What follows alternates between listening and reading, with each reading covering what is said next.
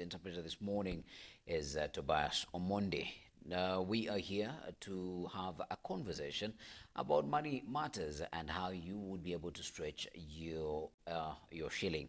And guest in studio this morning is David Getao. If you remember, we had him last week, and we were talking about cash preservation and how you could preserve your income so that you can spur its growth. And today we are still in the same confines, but today we are breaking down how growth. We are basically talking about growth, doubling your money over time through shares and growth property. What does this mean? Last week we spoke mostly about we spoke about dividends. We spoke about government treasury bills and the likes. Today we're going to be discussing shares and growth property, and how you could be a part of that journey and how you could invest in such investments. Mr. David, good morning, and how have you been since last week? I've been well, thank Yes. you. And thank you again, once again, for inviting me to this show. It's always exciting to get to be called again. Yes. Yes. Amazing. So we're going to start it from a point of when somebody hears doubling your money through shares or property for the first time. What does that really mean in practical terms? If I'm just hearing it for the very first time, practically, what does it mean? It's a fairly simple concept, Yes. so to speak. But essentially that's it, whereby you're looking at starting at a particular point with a specific amount of capital, Yeah. but over time, ensuring that that capital you invested, at the point at which you're exiting or you're selling that investment, Yeah. you're essentially selling it at a higher price than what you acquired it for. Yeah. Essentially, when you're looking at growth, there's the issue of your capital. Yeah. In the sense that, yes, you put in some money, for example, 100,000, but what most people should appreciate is the fact that that 100,000 that you put in as capital fluctuates in value, both upwards and downwards. Yeah. So today you put in 100,000, tomorrow you might find it at 98,000 and that, or even just flat. Yeah. Or even it could have appreciated a bit. But in the long run, what are you looking at? You're looking at an average return that is consistently on average going up. Yeah. So essentially you're looking at capital gains. Typically you would not be looking at any cash coming in the interim. Yes, sometimes that does happen, but that is not the primary focus. The primary focus is buying low Yeah. and selling high. So basically capital gains. Yeah. And the key phrase there, or the two words that are very important, is over time. Yeah. It is not an overnight Success. success story. It is over time. So patience is very key. My next question was to be you defining growth, but I feel you have sort of touched base on it in that explanation that you've given. But are there any ways that you would extrapolate and explain growth further? Not really. In simple terms, we're looking at capital gains. For example, Yeah. when we talk about investing in a business as part of your growth strategy, Yeah. that could be investing in a business that is privately owned, which maybe you start, you and friends, or you and the family, or even just yourself. Yeah. But the whole idea of even you starting that business is at one point to sell it at a higher price than what you started It the with. business with. Yeah. So we're looking at capital gains. So likewise, if you're investing in a business that is trading on some recognized securities exchange, like the Nairobi Securities Exchange, so you're looking to buy the share of a company, let's say at 20 bob, Yeah. and over time, being able to offload that share and make your profit and realize your actual profit in the sense of share price Yeah. increases. Yes, you might get dividends in between. You might get dividends in between, but dividends is not the major focus. The major focus is the difference in price from the beginning and what you're exiting at the end. Yeah. And that applies to property as well. It's still buying low and selling high. Of course, The strategies will be slightly different, but for me, I try to simplify investments in the sense that they all work pretty much the same way. Yeah. Yeah. And then how does investing in shares help someone build wealth over time? But even before we speak about the shares and how they help, what is a share?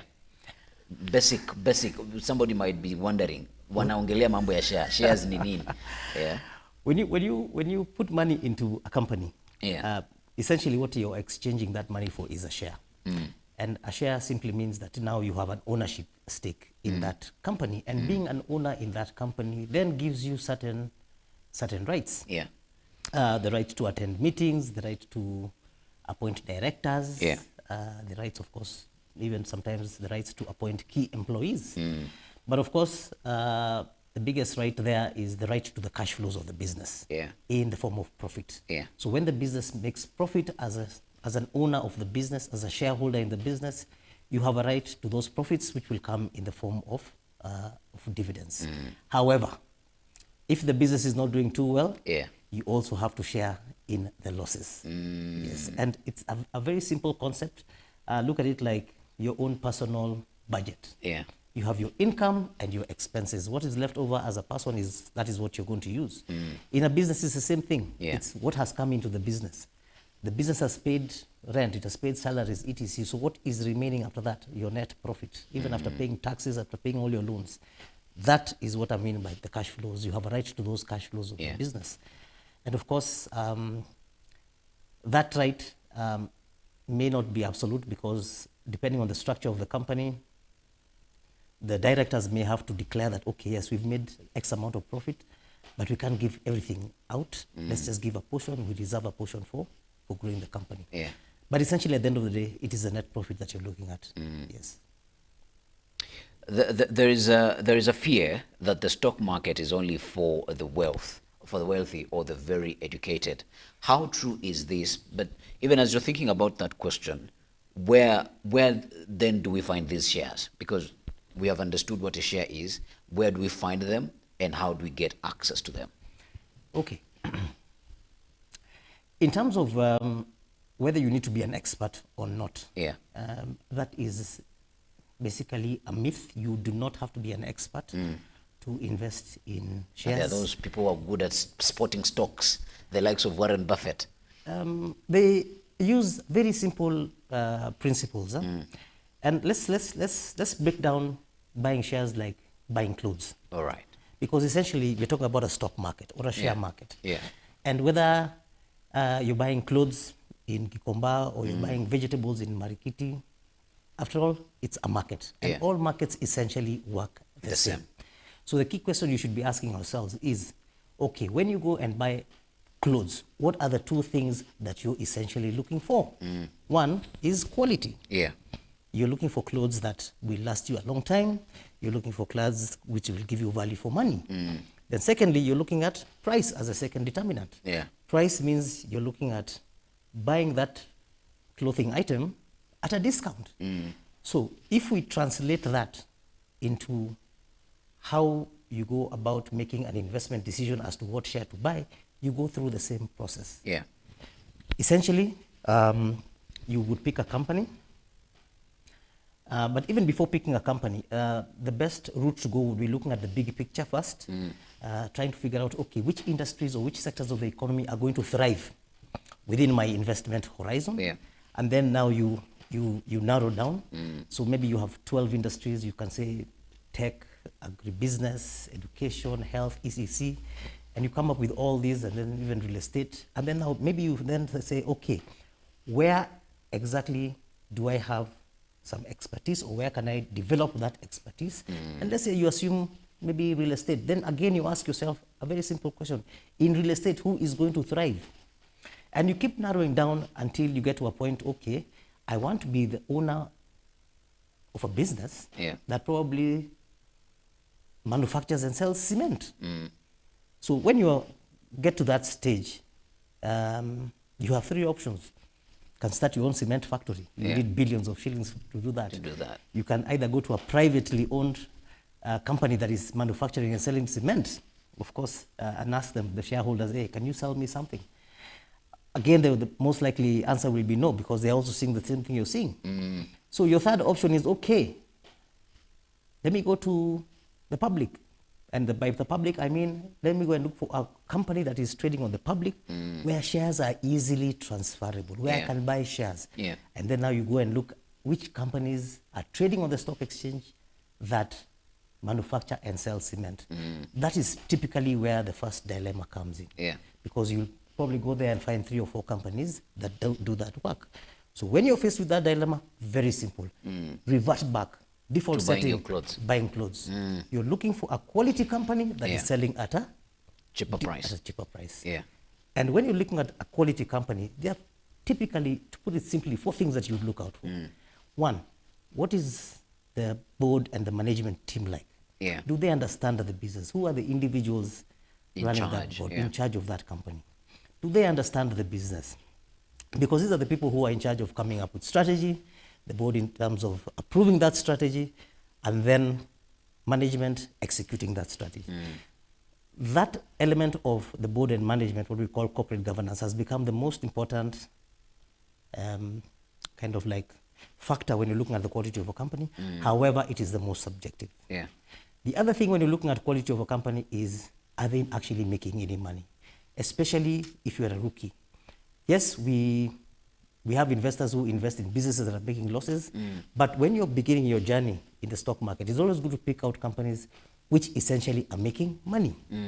And that is not hard to see, because remember, it is just like your individual budget. What came in, what went out, what is left. Essentially making money that is sustainable. The third thing in terms of quality, you're looking at, yes, do they have a product or a service that is relevant? And then fourthly, you're looking at, yes, is there a significant market for this product? So that becomes your first criteria on how to determine which particular stock to buy. So if you're looking at, let's say, the cement sector that we decided on earlier, and you have 3 companies, you all subject them to those criteria. And if they fail on even just one criteria, you don't consider it. So the first thing that you do is look at quality. And you first look at quality, then only do you go to price. Now, price is where it gets a bit tricky. Price is where you may need the services of the investment analysts who are essentially employed by investment banks or stockbrokers. Those are the guys who will give you objective advice. But the thing to tell them is, okay, you have done an analysis of a certain company. You think it is worth this much. Or you ask him, what do you think it is worth? Based on your mathematics, based on your theoretical mathematics. And then you compare that price to what is happening in the market. If the analyst thinks that this share is worth 10 shillings, but in the market it is trading at, let's say, 7 shillings, obviously it is trading at a discount. So the decision should be to buy. If, however, the analyst thinks that should be trading at 10 shillings based on his mathematics, but in the stock market it is trading probably at 13, 14 shillings, that means it is trading at a premium. So the decision there is to not to buy, or if you have it, to sell. So essentially, you're looking at 2 pairs of jeans.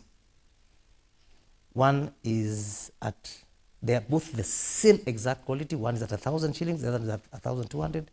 You just go for the one that is cheaper. Is cheaper. Yeah. There's so many things that you have introduced in that answer, and we have time to dissect all of them. You have spoken about a stock exchange market. Now let's graduate the conversation there. What is a stock exchange market? Okay. Let's go back to our default setting in terms of shopping. Yes.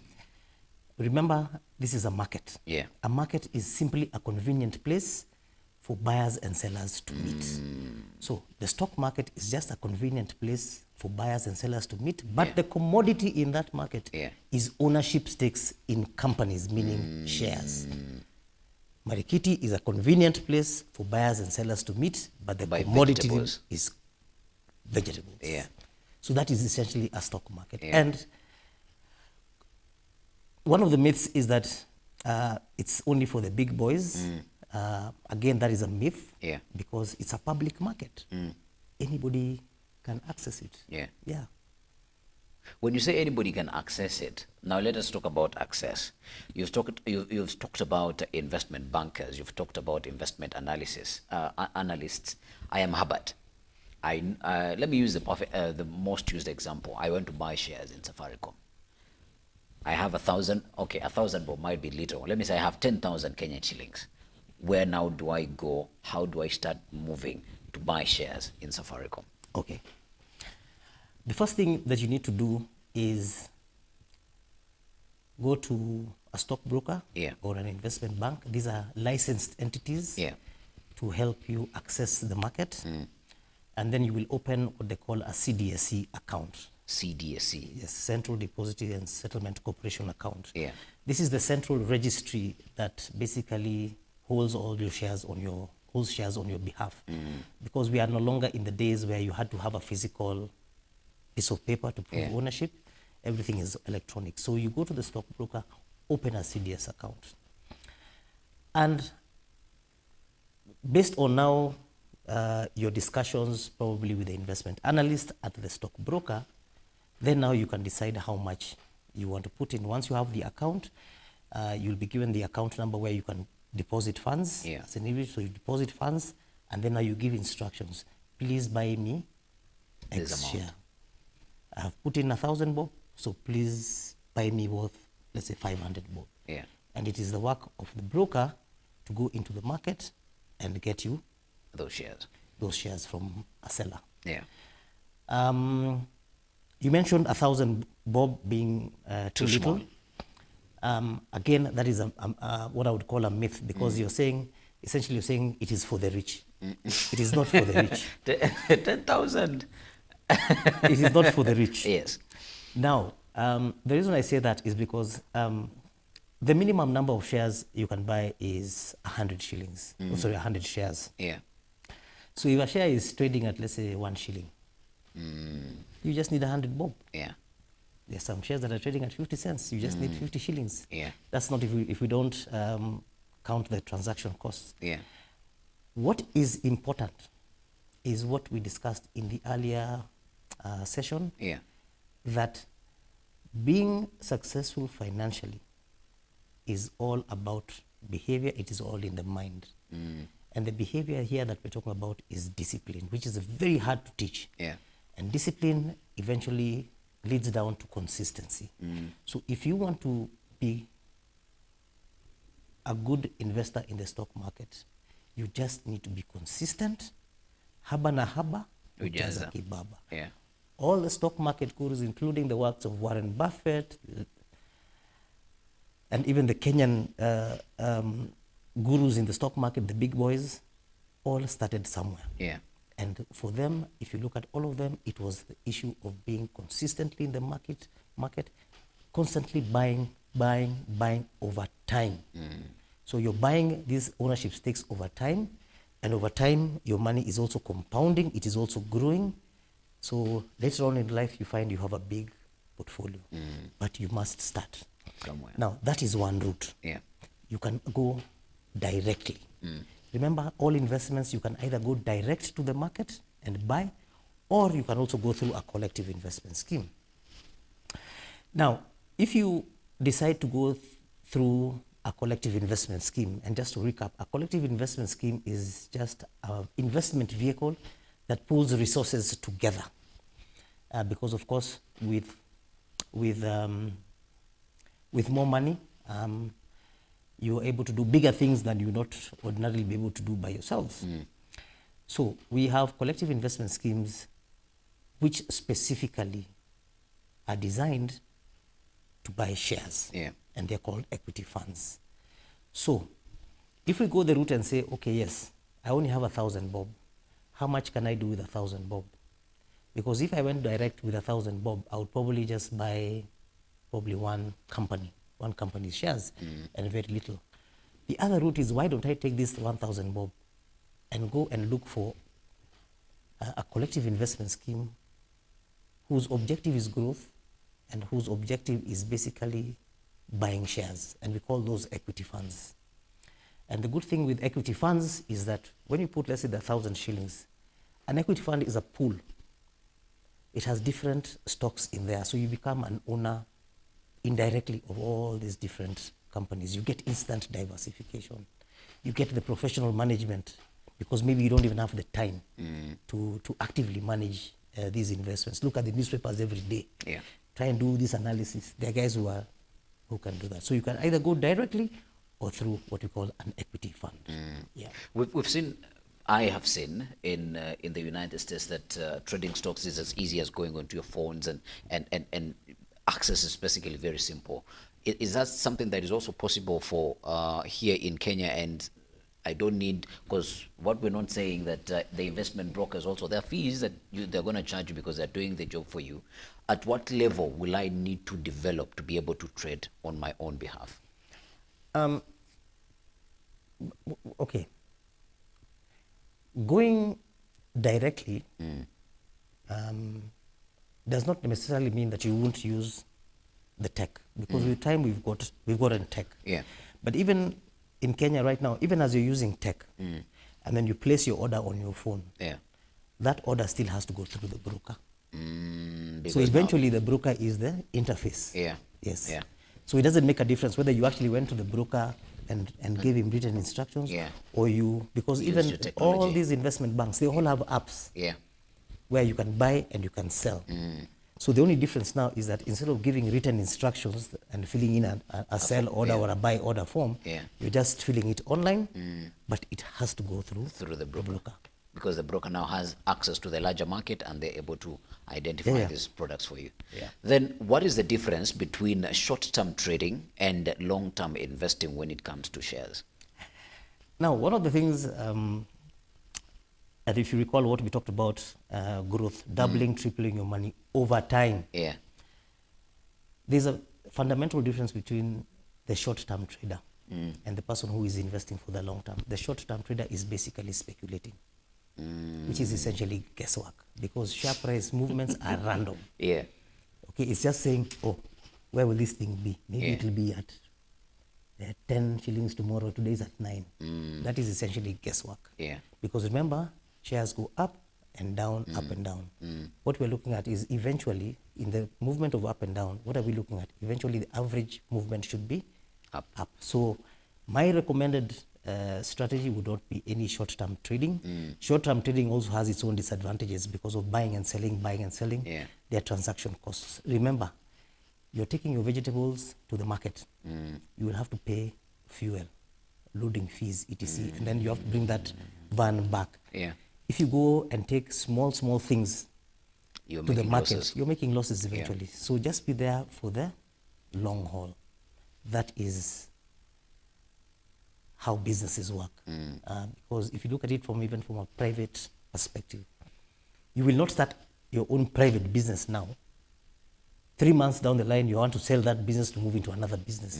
For you to make decent money, you have to be there for the long haul. The ups and downs, the calamities in lives or in business, economic cycles, the times when the economy is good, business is booming. Yeah. The times you say, hey, biashara hii mwezi imekuwa mbaya, that means the value of your company is actually dropping. Yeah. So you have to be there in the long run. Yeah. I think we've exhausted the shares conversation, but if there isn't anything, if there is something that we haven't exhausted, could you touch base on it? Because when we come back from the break, I want us to switch our attention to property. Okay. I think just to summarize the issue of investing in shares in stock market, the only thing I would advise you is, or I'd advise our viewers, is that yes, go and open an account, no problem. But make sure, because all these brokers are the same, Yeah. okay, in terms of providing you a market. But you should ask those brokers, what extra value do you provide to me as an investor? Do I have access to your investment analysts? Can you put me on the mailing list? Yeah. So that when these investment analysts produce their research reports where they have done analysis of these companies, of these industries, how do I get access to those? Okay? Yeah. Typically, when you put on a mailing list, you will receive a lot of information which might not be necessary because you'll receive information on a day-to-day basis. But there's also information there which is key. Because remember what we said about investing is that what you don't know, the notion of what you don't know can't hurt you, but in investing, what you don't know can actually hurt you. Information is key. So they will give you all this information. It's just you to decide, okay, in the evening, I will get a stock price list. I will get a price list for bonds. I'll get a price list for derivatives. All that may not be necessary. But in the morning, you'll also get news, summarized news, which is good. A CEO has changed. There is a scandal here. How does it interact with the share that you hold? Thank you. Yeah. Perfect. So at least they will give you information or news that might have an impact on a certain company or on the economy or anything like that. Yeah. But most importantly, you want to have access to those research reports. Yeah. And also, once you get the research reports, are you able to interact on a one-on-one basis with that investment analyst? Yeah. So if you're going directly, make sure you make your investment, that is the investment analyst or what they call research analysts, your best friend, because that is the guy who will guide you. And the two questions you're going to ask him are, can you find me a quality company that is selling at a Lower price, period. And that is his work. Yeah. All right. We're going to take a break. When we come back, we're going to be coming back with property growth through real estate. The first segment was talking about shares, and I hope now you are conversant with shares. We've talked about the stock market and what it means. Basically, it is just like Yogi Komba, but the difference here is that you are trading, you are buying shares in companies. Keep it Science TV, and we're going to be back.